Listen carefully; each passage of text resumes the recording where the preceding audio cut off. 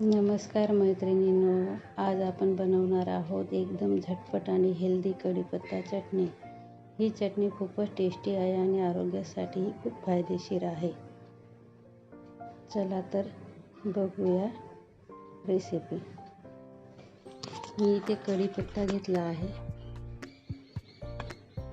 आता कढीपत्त्याला स्वच्छ पाण्यात 2 वेळा धुवून घेऊया।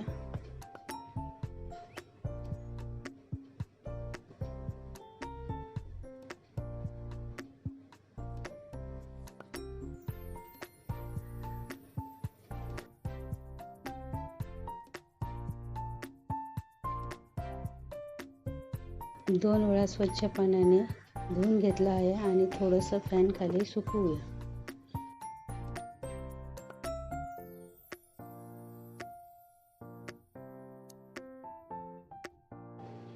सुक्या लाल मिरच्या घेतल्या आहे, जिरं, तीळ, शेंगदाणे, लसूण, फुटाण्याची डाळ, अळशी आणि सुकलेला कढीपत्ता। चला तर आता शेंगदाणे भाजून घेऊया।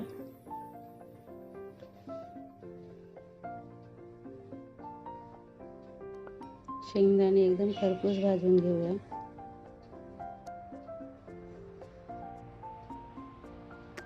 आपले शेंगदाणे भाजून झाले आहेत, बघू शकता।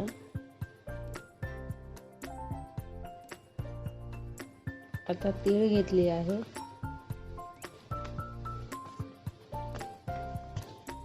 तीळ पण खमंग भाजून घेऊया।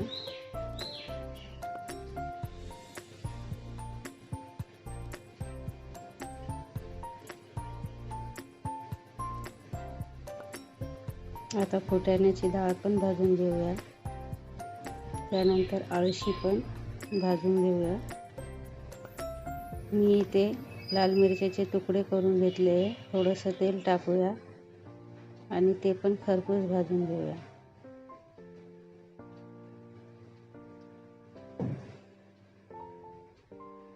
आता त्यात लसूण टाकूया। लसूण पण थोडं भाजून घेऊया। थोडंसं जिरं टाकूया। जिरे भाजून घेऊया।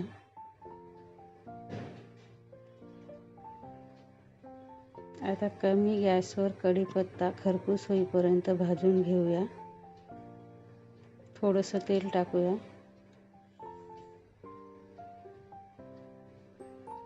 कढीपत्ता फ्राय व्हायला थोडा वेळ लागतो। बघा आपला कढीपत्ता कसा भाजला एकदम। हाताने पण क्रश करून बघायचा। आता हे साहित्य थोडं थंड करूया। हे साहित्य सगळं थंड झाल्यावर मिक्सरच्या जारमध्ये टाकून घेऊ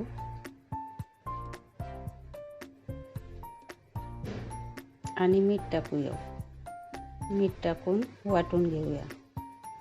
ही झाली आपली कढीपत्ता चटणी। ही चटणी खायला एकदम छान लागते। तुम्ही वरण भाताबरोबर कशाही बरोबर खाऊ शकता। एकदम पौष्टिक आहे। माझी रेसिपी आवडली असेल तर लाईक करा, कमेंट करा, चॅनलला सबस्क्राईब करा। व्हिडिओ बघितल्याबद्दल खूप खूप धन्यवाद। असेच नवनवीन रेसिपी आपल्या चॅनलवर बघायला भेटतील। त्यासाठी चॅनलला सबस्क्राईब करायला विसरू नका।